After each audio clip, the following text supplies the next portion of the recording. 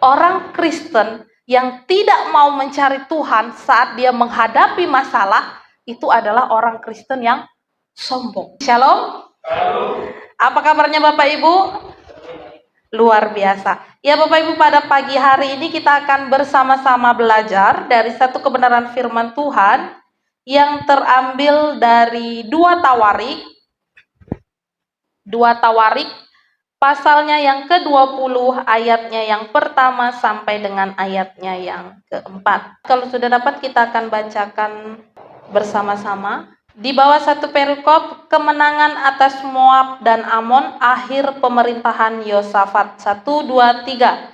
Setelah itu, Bani Moab dan Bani Amon datang berperang melawan Yosafat bersama-sama sepasukan orang Meunim. Datanglah orang memberitahukan Yosafat, suatu laskar yang besar datang dari seberang laut Asin, dari Edom, menyerang tuanku. Sekarang mereka di Hazezon Tamar, yakni En-Gedi. Yosafat menjadi takut, lalu mengambil keputusan untuk mencari Tuhan. Ia menyerukan kepada seluruh Yehuda supaya berpuasa, dan Yehuda berkumpul untuk meminta pertolongan daripada Tuhan. Mereka datang dari semua kota di Yehuda untuk mencari Tuhan. Ya Bapak Ibu yang dikasihi oleh Tuhan Yesus Kristus, tema kita pada pagi hari ini yaitu menang atas masalah.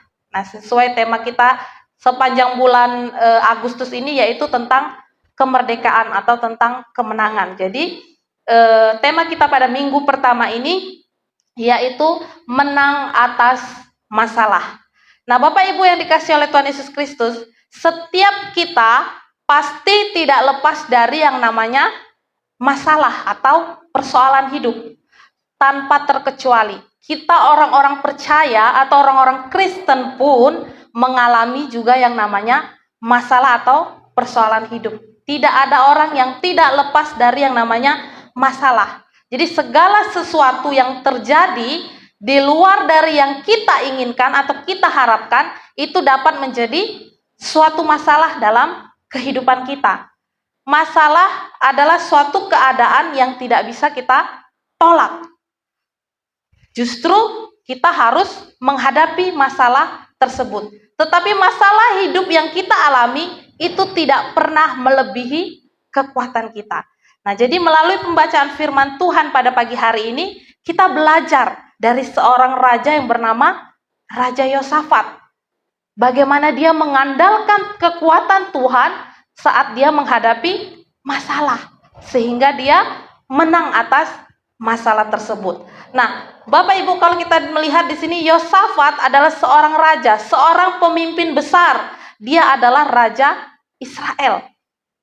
Nah, tentu sebagai pemimpin, di sini Yosafat memiliki kemampuan, yaitu skill dan juga pengetahuan yang sangat memadai. Nah, sebagai raja juga tentu Yosafat memiliki pasukan yang spesial, yaitu tentara yang sudah terlatih dan tentunya siap untuk bertempur. Ada juga rakyat yang mendukung pimpinannya, yaitu bangsa Israel. Nah, jadi dan tidak ada alasan bagi Yosafat untuk dia menjadi takut saat dia menghadapi peperangan, karena memiliki perlengkapan yang memadai, memiliki pasukan tentara yang hebat yang bisa dia kerahkan untuk menghadapi musuh yang datang menyerang mereka.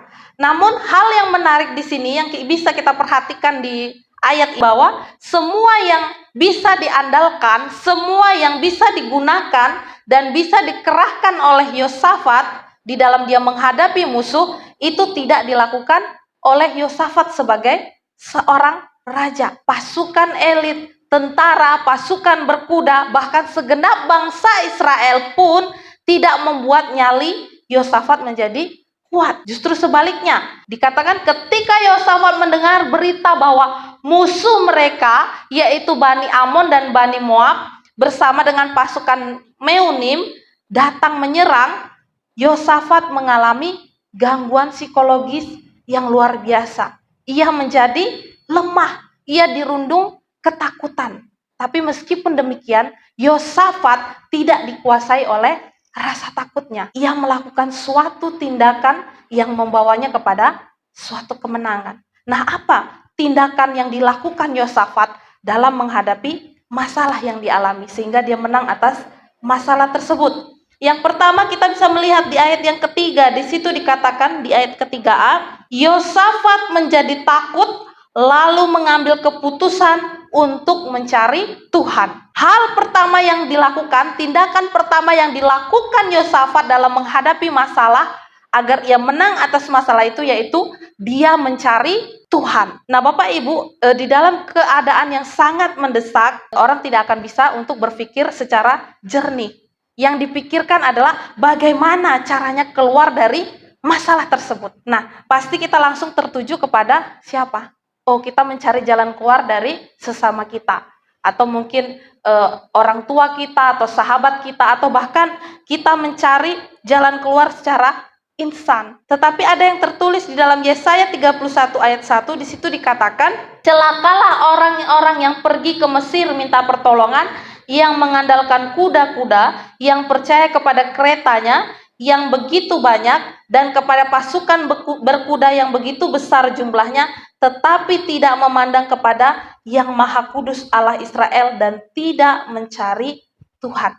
Nah, Bapak Ibu, di dalam ketakutannya terhadap musuh yang sedang menyerang Yosafat membuat keputusan yang tepat, yaitu dia mencari Tuhan. Di ayat ketiga A dikatakan, Yosafat menjadi takut lalu mengambil keputusan untuk mencari Tuhan.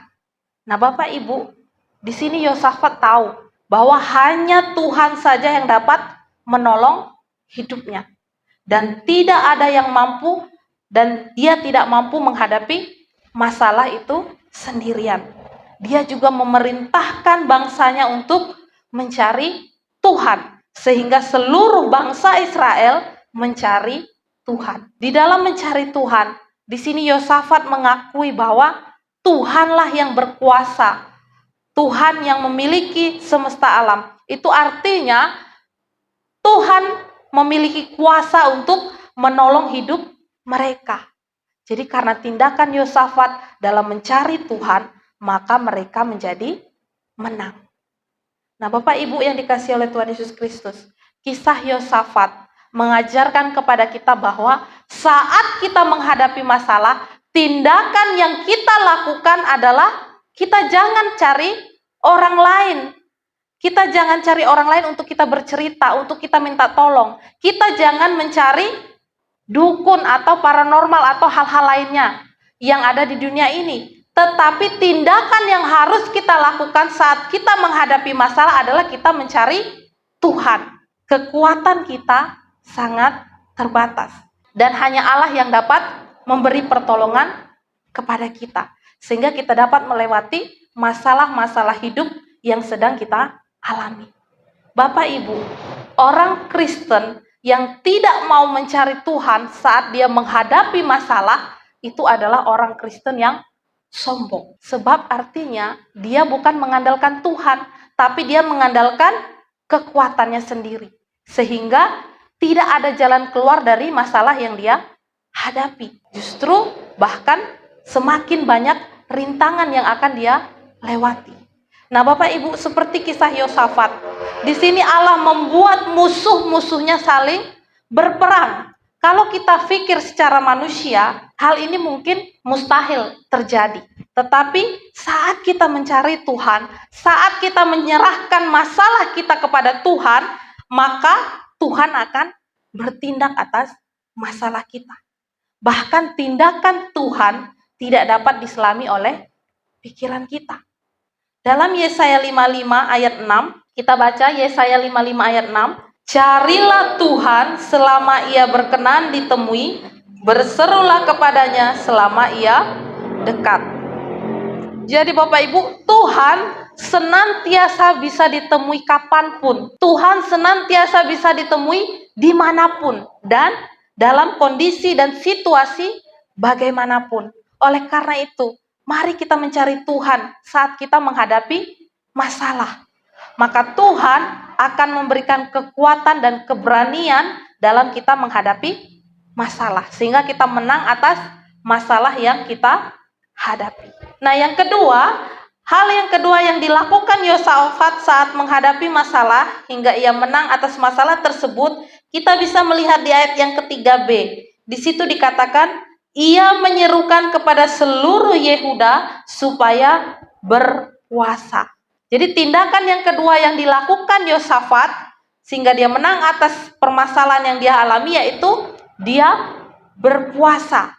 Nah, Bapak Ibu, kalau dalam perjanjian lama, puasa itu merupakan ungkapan duka dan bukan merupakan kebiasaan agama di kalangan masyarakat pasca pembuangan. Namun setelah zaman Nabi Samuel, kebiasaan berpuasa ini dipakai untuk menekankan kesungguhan dari doa-doa yang dipanjatkan umat Allah ketika dia berhadapan dengan kebutuhan-kebutuhan yang mendesak. Nah, di sini ketika kerajaannya diserang oleh Bani Moab, oleh Bani Amon dan orang-orang Meunim, di sini Yosafat memerintahkan seluruh rakyatnya untuk berpuasa. Jadi hal ini menandakan bahwa mereka tidak memiliki kekuatan apapun untuk melawan musuh mereka. Dan mereka hanya mengandalkan kekuatan Tuhan.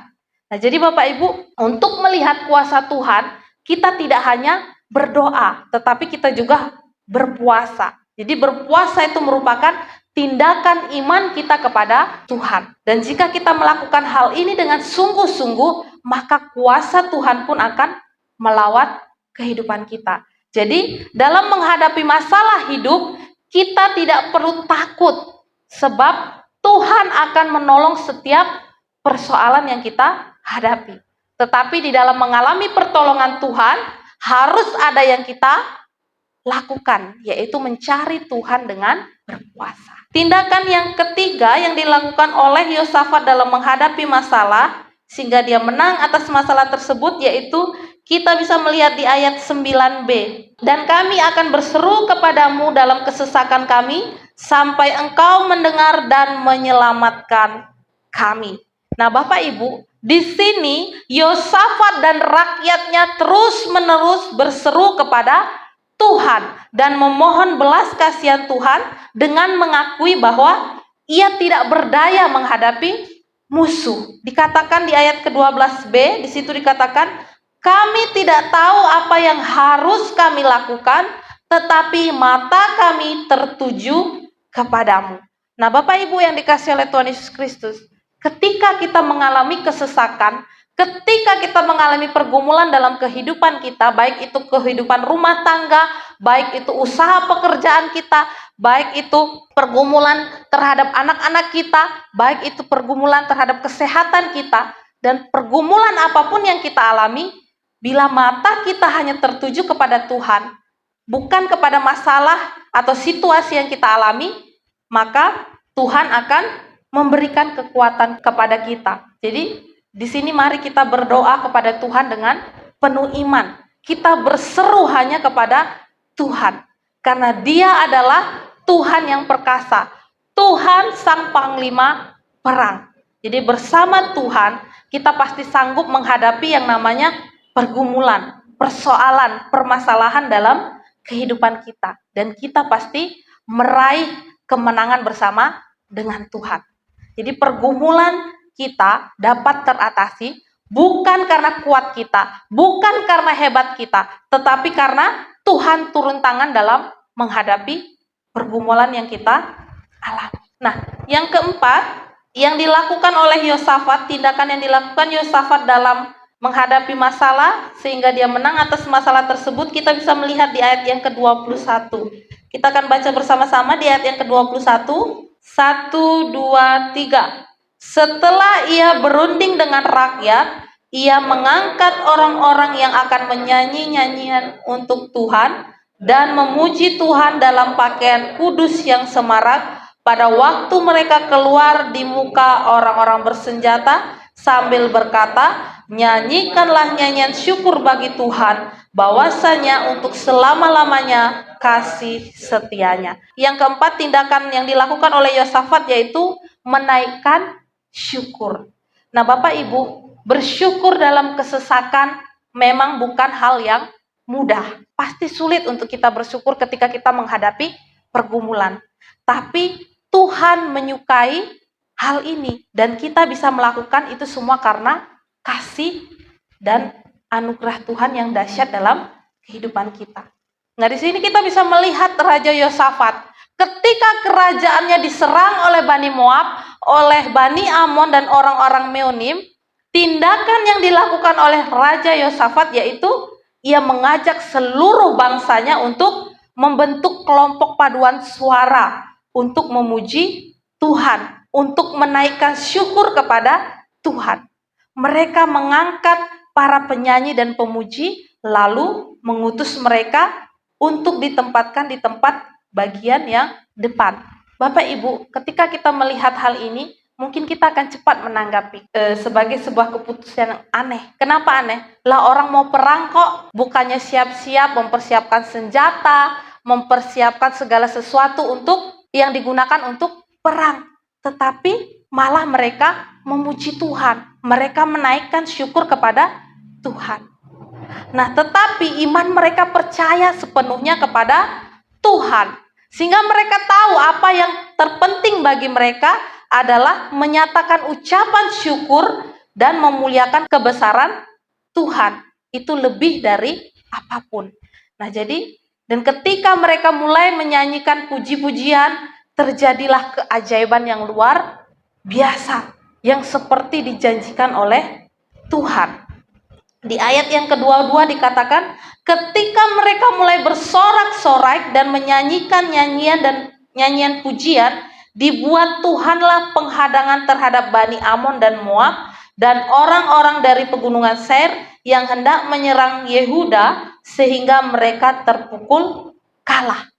Nah, Bapak Ibu, Alkitab tidak mencatat adanya pasukan Yehuda yang gugur. Tetapi Alkitab jelas mencatat bahwa tidak ada satupun musuh yang luput. Dan itu terjadi tanpa mereka perlu bertempur. Di ayat yang ke-23 dan 24 dikatakan, lalu Bani Amon dan Moab berdiri menentang penduduk pegunungan Seir, hendak menumpas dan memunahkan mereka. Segera sesudah mereka membinasakan penduduk Seir, mereka saling bunuh-membunuh. Ketika orang Yehuda tiba di tempat peninjauan di padang gurun, mereka menengok ke tempat laskar itu, tampaklah semua menjadi bangkai, berhamburan di tanah dan tidak ada yang terluput. Nah, Bapak Ibu, tentu saja mereka pun kemudian mendapat jarahan yang sangat banyak kalau kita baca di ayat ini. Saking banyaknya sampai-sampai mereka membutuhkan waktu 3 hari untuk mengangkut jarahan tersebut, yaitu ternak, barang-barang berharga dan pakaian yang akan dibawa pulang. Kita bisa melihat di ayat yang ke-25. Nah, Bapak Ibu, dari kisah Yosafat ini kita bisa melihat bahwa bagaimana puji-pujian itu memberikan kemenangan dan membawa hasil yang luar biasa mengatasi batas logika kita sebagai manusia. Bangsa Yehuda di bawah pimpinan Raja Yosafat memperoleh kemenangan yang besar. Dan itu semua dimulai dengan pengambilan keputusan yang benar, yaitu mengandalkan kekuatan Tuhan melalui puji-pujian dan menaikkan syukur kepada Tuhan. Jadi kunci kemenangan bangsa Yehuda itu bukan terletak pada banyaknya tentara dan kuatnya persenjataan, tetapi kepada siapa mereka bersandar. Jadi melalui kisah Raja Yosafat di sini kita dapat belajar bahwa dalam kita menghadapi masalah, dalam kita menghadapi pergumulan hidup, dalam kita menghadapi problema hidup, tindakan yang harus kita lakukan adalah kita harus sepenuhnya mengandalkan kekuatan Tuhan, bukan kekuatan kita yang terbatas dengan cara yaitu mencari Tuhan yang pertama tadi. Yang kedua, kita berseru kepada Tuhan sampai Tuhan bertindak, berpuasa, dan kita tetap menaikkan syukur kita kepada Tuhan melalui puji-pujian. Maka kita akan memperoleh kemenangan atas pergumulan kita, atas masalah yang kita hadapi. Bapak Ibu, hanya Tuhanlah yang sanggup membawa kehidupan kita melewati berbagai tantangan menuju kemenangan demi kemenangan. Karena kemenangan hanya tersedia bagi orang-orang yang senantiasa mengandalkan Tuhan. Amin. Biarlah firman Tuhan ini boleh menjadi berkat. Mari kita berdoa.